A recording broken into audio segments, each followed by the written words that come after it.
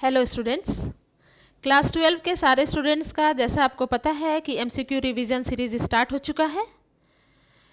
उसी क्रम में आज आगे बढ़ते हुए हम लोग अपना चैप्टर 6 इवोल्यूशन यानी कि विकास उसके इम्पॉर्टेंट क्वेश्चंस को रिवाइज करने जा रहे हैं।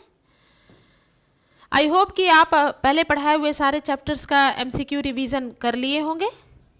चलिए बढ़ते हैं क्वेश्चंस प्रैक्टिस की ओर।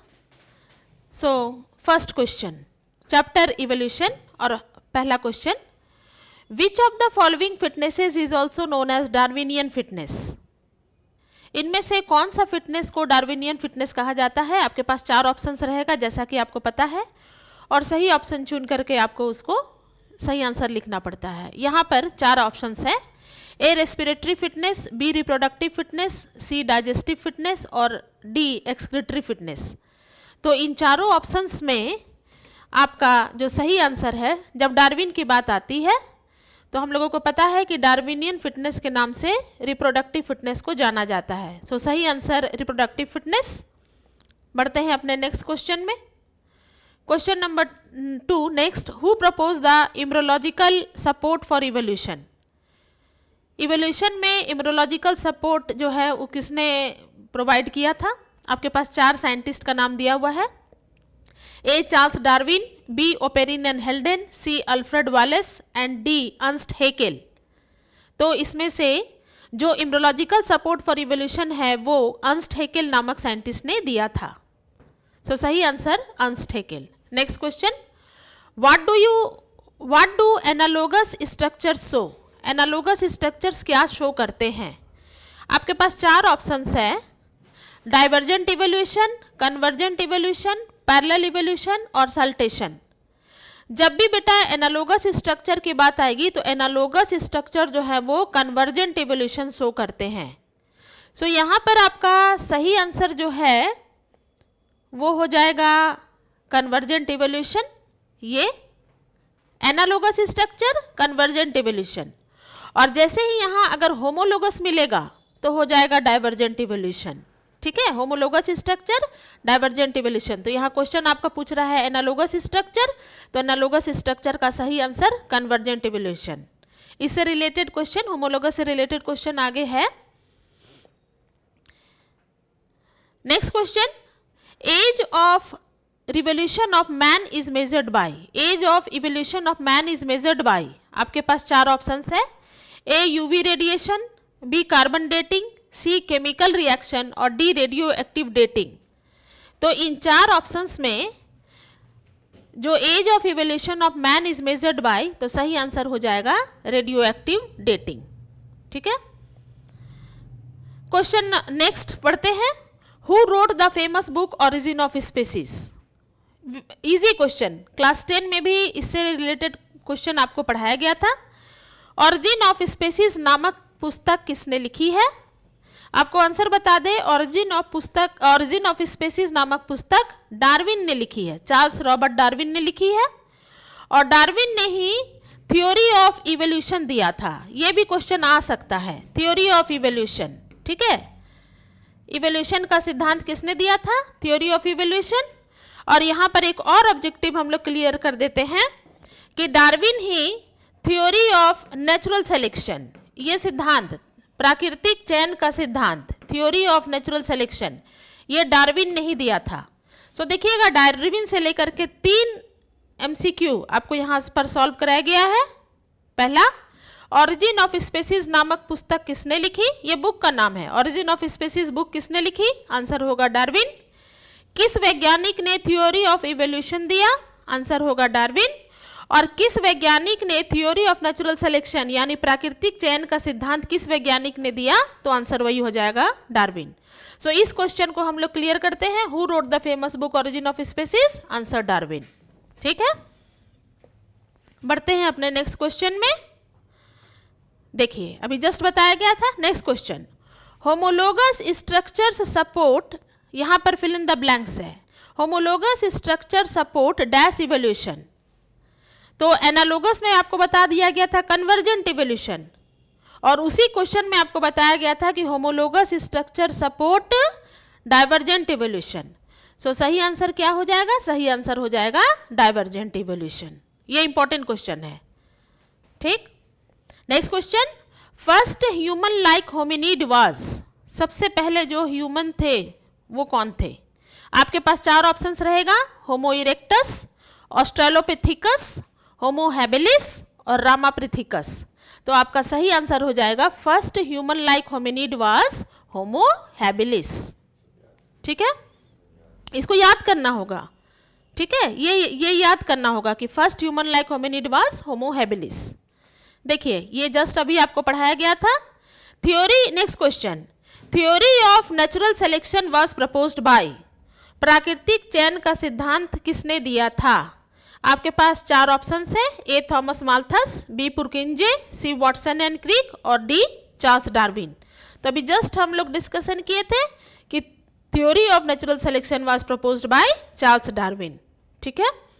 बढ़ते हैं इसी क्रम में, अपने आगे क्वेश्चंस में बढ़ते हैं। Palaeontological evidences for evolution refer to the, ठीक है, ये क्वेश्चन समझिए। Palaeontological evidences for evolution refer to the, आपके पास 4 ऑप्शन है, डेवलपमेंट ऑफ एम्ब्रियो मतलब कि भ्रूण का विकास, होमोलोगस ऑर्गन्स, फॉसिल्स मतलब जीवाश्म और एनालोगस ऑर्गन्स, ठीक। फॉसिल्स सही आंसर होगा। पेलियोंटोलॉजिकल, फॉसिल के पढ़ाई को पेलियोंटोलॉजी कहते हैं, है ना। फॉसिल के पढ़ाई को क्या कहते हैं? पेलियोंटोलॉजी।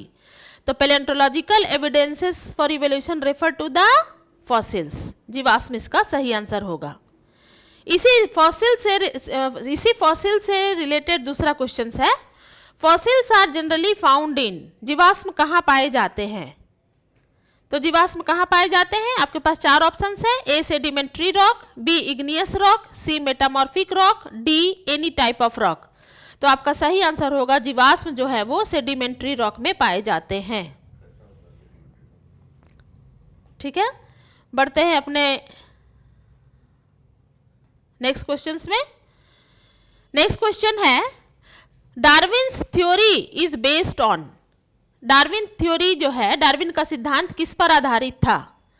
आपका 4 ऑप्शन वहां पे दिया हुआ है। ए दिया हुआ है नेचुरल सिलेक्शन यानी कि प्राकृतिक चयन, बी दिया है एक्वायर्ड कैरेक्टर, सी म्यूटेशन और डी नन ऑफ दिस। अभी जस्ट इसके पहले के क्वेश्चन में जो हम लोग रिवाइज किए थे तो उसमें हम लोगों ने देखा था कि प्राकृतिक चयन का सिद्धांत डार्विन ने दिया था। सो हम लोग जानते हैं कि जो डार्विन का थ्योरी था वो नेचुरल सिलेक्शन पर, प्राकृतिक चयन पर आधारित था। So Darwin theory is based on natural selection, ये आपका सही आंसर। नेक्स्ट क्वेश्चन इंपॉर्टेंट है, who had coined the term mutation, mutation term जो है वो किस वैज्ञानिक ने दिया था? ये इंपॉर्टेंट क्वेश्चन है। जब हम लोग बात करते हैं, ये इंपॉर्टेंट है, जब हम लोग बात करते हैं यहाँ पर 4 ऑप्शंस की, तो ए मॉर्गन, बी ह्यूगो डी वेराइस, सी अलेक्जेंडर फ्लेमिंग और डी डिक्सन एंड जॉली। तो म्यूटेशन टर्म जो है वो ह्यूगो डी वेराइस नामक वैज्ञानिक ने दिया था, ठीक है। सो सही आंसर ह्यूगो डी वेराइस।